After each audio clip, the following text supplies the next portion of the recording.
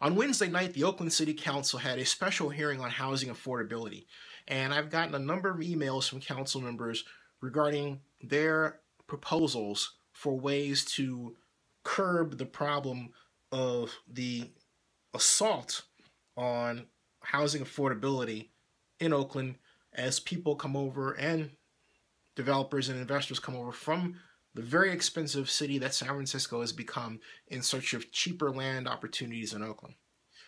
But no council member has even touched on the one problem which would lead to a set of plans that would really solve this problem. Let me explain what that is by way of a historic example. Henry Kaiser established Kaiser Steel and did so in Oakland. Oakland was the West Coast builder of ships during the war effort.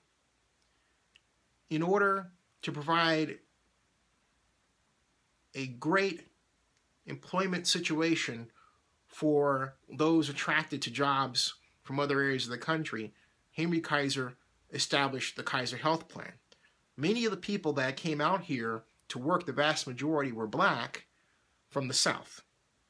A great migration that served as the basis for the development of Oakland's black population and black culture over the subsequent decades. Starting with Oakland Mayor Jerry Brown's 10K program and the effort to build the downtown housing, coupled with the consistent rising costs for housing in San Francisco and reduction in institutional investor racism.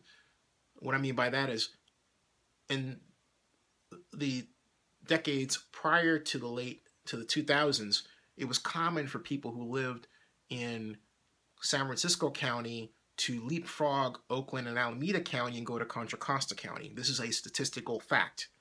You can research that yourself.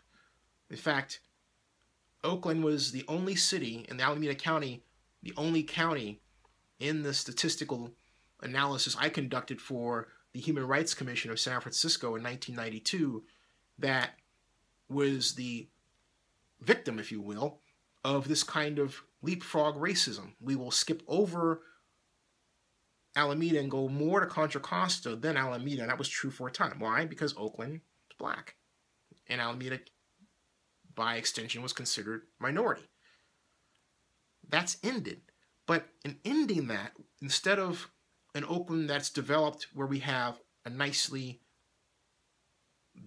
balanced population, we have a population where African Americans are rapidly decreasing to a point where we may be less than a significant number within the next 10 years to 15 years. And nothing has been done about it. There's been a lot of talk about it, but nothing has been done about it at all. Why is this occurring? Again, it's not just the housing cost imbalance, but it's also jobs. This push for more tech jobs in Oakland is a silent statement that we want a population that is a lot more like the San Francisco that we talked about. Well-educated, upper income, and white.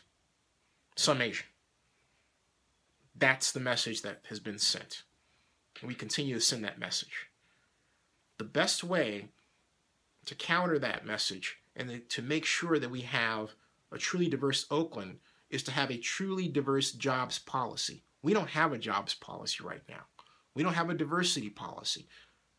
But a jobs policy should rest in the objective of increasing the number of manufacturing jobs for low-skill, low-education workers in Oakland.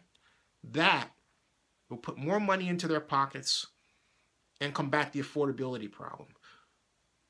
The overall problem with how the Oakland City Council looks at a policy issue is that it is disciplinary in its thinking, to use parlance invented by C. West Churchman, the father of systems thinking and Berkeley professor. Systems thinkers understand that if you say you have a problem of housing affordability, you look at more than just the housing. You look at the system of relationships that are causing homes to not be affordable. And the obvious basic point is, hey, look, there's a percentage of the population that's not making enough money to afford the housing that's coming in. So you have to make sure that they have access to jobs that pay them the money to afford the housing.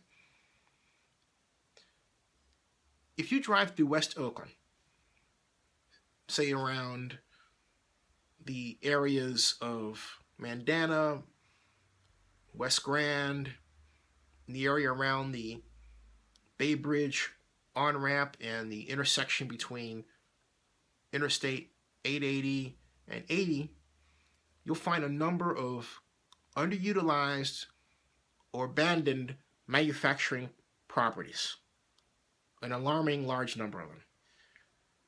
We need a policy that works with real estate brokers to market those properties specifically to manufacturing companies around the world that are looking to relocate. And then we have to have a policy, a package of policies, incentives to get them here, and we have to communicate that. We don't do that. We have to have candidates for office that run on jobs policies. We haven't had that. Every person that has ran for mayor or council runs on a crime policy, a crime platform. No one talks about manufacturing jobs. Now, Joe Tuman would chime in and say, I talked about it while I was running for mayor. Yes, Joe, you did talk about it, but it wasn't the centerpiece of your campaign. You didn't brand yourself the jobs mayor. No one has branded themselves the jobs city council person. It's about jobs. Jobs, jobs, jobs. And we don't have enough good jobs. Now, you would say manufacturing is leaving California. That is no reason to not to try to retain and grow a manufacturing base in Oakland. I don't want to hear that at all. Be a do system, a do city, a city that has the will and the initiative to complete big projects. And maintaining Oakland's diverse population is a big project we must show the will and the initiative to take on.